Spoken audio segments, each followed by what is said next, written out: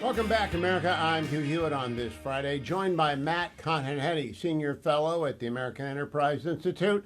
Oh, he's back in the detention center at AEI, where they send their fellows who haven't been productive enough. Matt, it really does look like the locker room at my beloved John F. Kennedy High School. We're going to have to do something about that. But to, to serious things, Matt, is the United States better off today than it was last Friday? I think we're in a better position. I don't think there can be any doubt about that, Hugh. Israel has taken dramatic steps against the Iranian nuclear program. Israel has depleted Iran's missile stockpile, its missile launchers. It's depleted Iran's ability to behave badly in the region. It's undermined Iran's command and control structure. It's wiped out its chief of staff. I think that's made the world a safer place, and therefore it's made America a safer place as well. And we have been in a 46-year war with Iran, whether declared or undeclared. They've killed more than 1,000 Americans in uniform, hundreds who have not been in uniform. Let me ask you this, Matt. I think the decision before President Trump is the biggest decision of his life, including the decision to go down the elevator, the decision to run for re-election, every other decision in the first term. I think this is the most important one. Should he order airstrikes on Iran, and do you think he will? I think it's the moment of decision.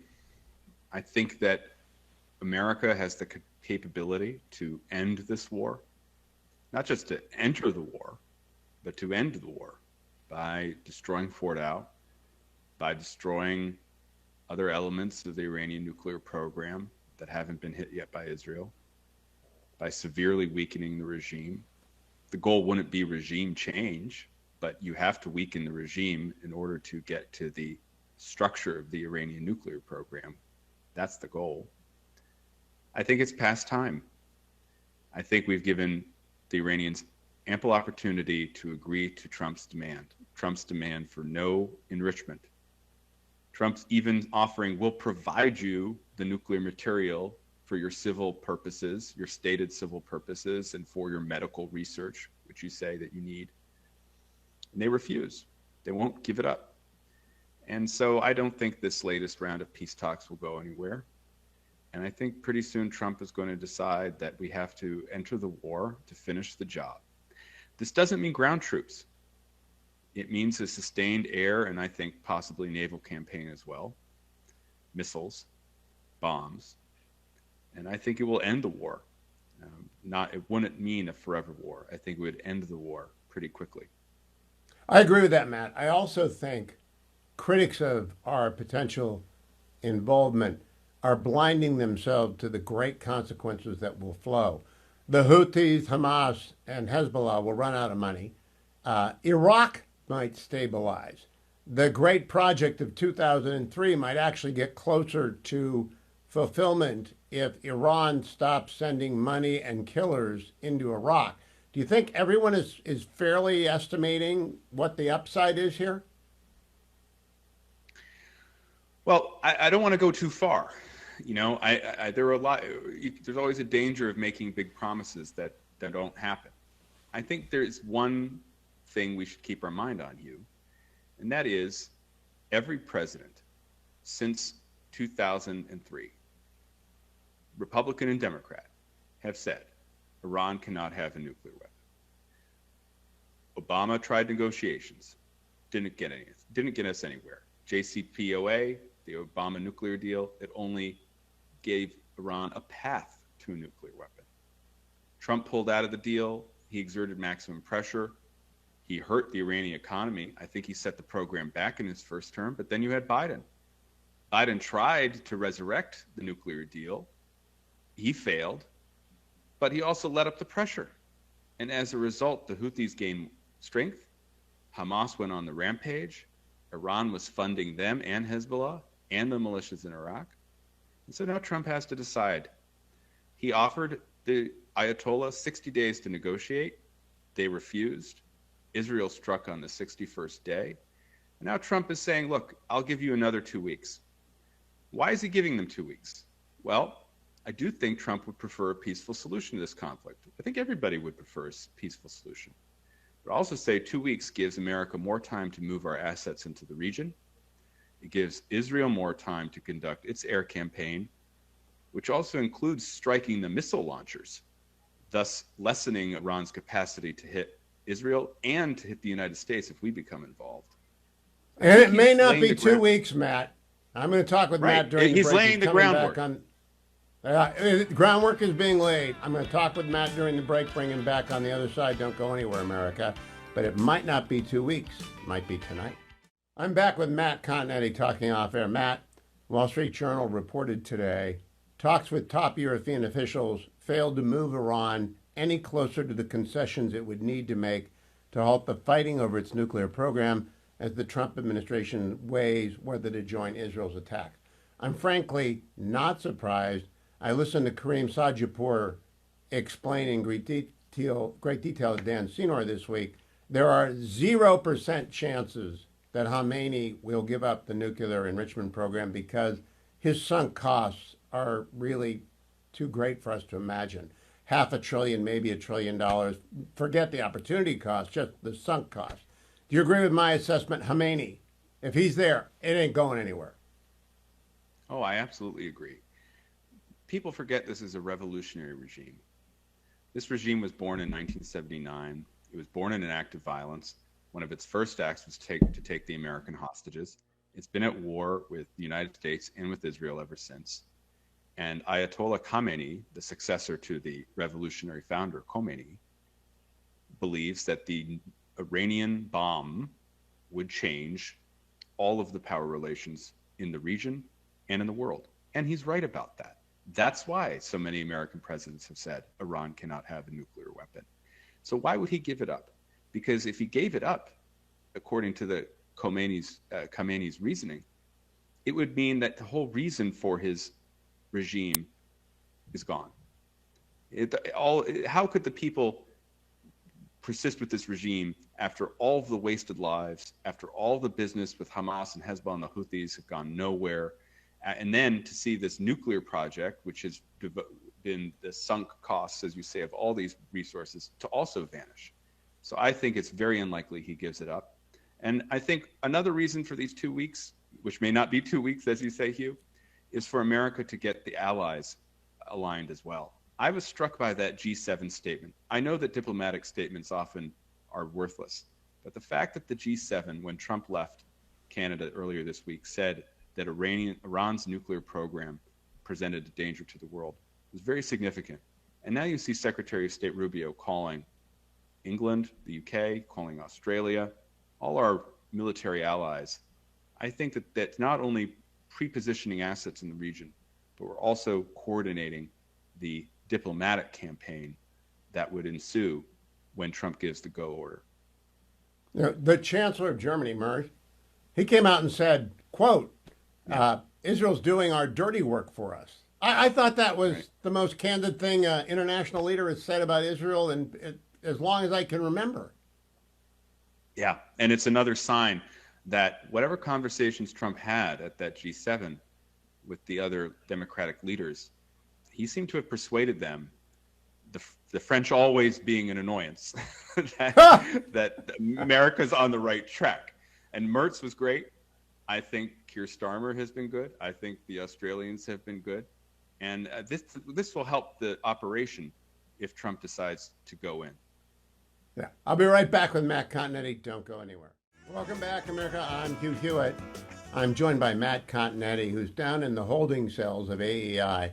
Matt is one of the wonderful voices on the Commentary podcast almost every day. He's a writer as well for the Free Press and for Commentary. I'm looking forward to when the Free Press gets you to consider doing Continetti Considers one-on-one conversations, Matt. It's not like you haven't got a lot on your plate, but I'd love to hear you do what I do, which is ask other people questions. All right, I got a long quote from one of your bosses at the Free Press, followed by my commentary.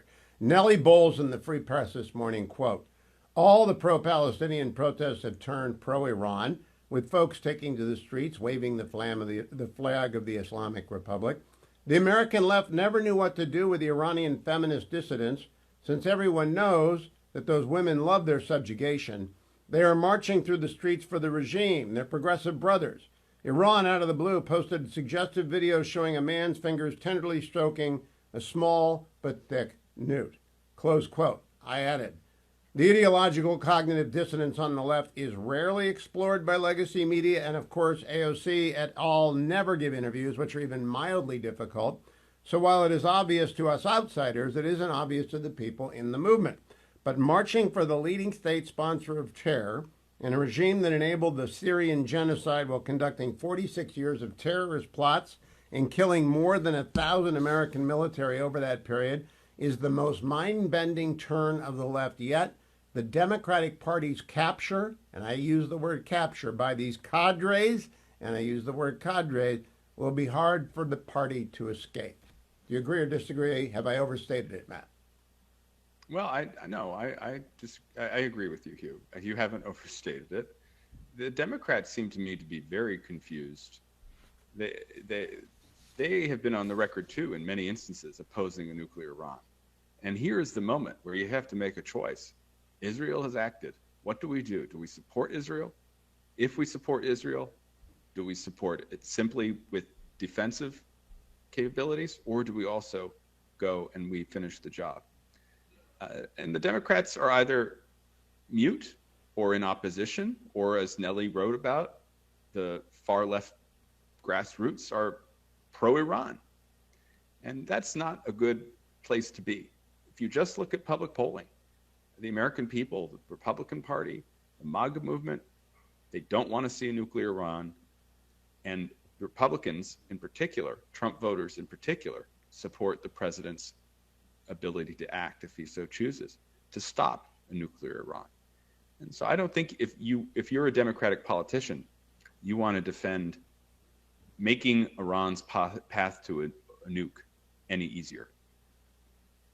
I have made my support for the president adding American military power to this quite vocal and frequently on Fox and here on the show.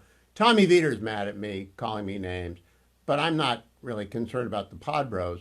I'm wondering about President Obama, who I have not heard say one word about this. Do you think his sunk costs, and everyone associated with the JCPOA, from the president to John Kerry to Ben Rhodes to the pod bros, that they really have too much invested in the JCPOA to see that Iran was cheating and breaking out? Well, it's not just that they're invested in the Iran nuclear agreement that Obama struck. They're invested in this whole worldview where somehow America can align with Iran, let Iran take the lead in securing the Middle East, and America can also separate itself from Israel. That's what the Obama worldview was, and it's cracked. And yes, the Obama diehards are still believe in it, but it's completely divorced from reality. Israel ended any illusion that we would return to an Obama-like agreement with Iran when it acted last week.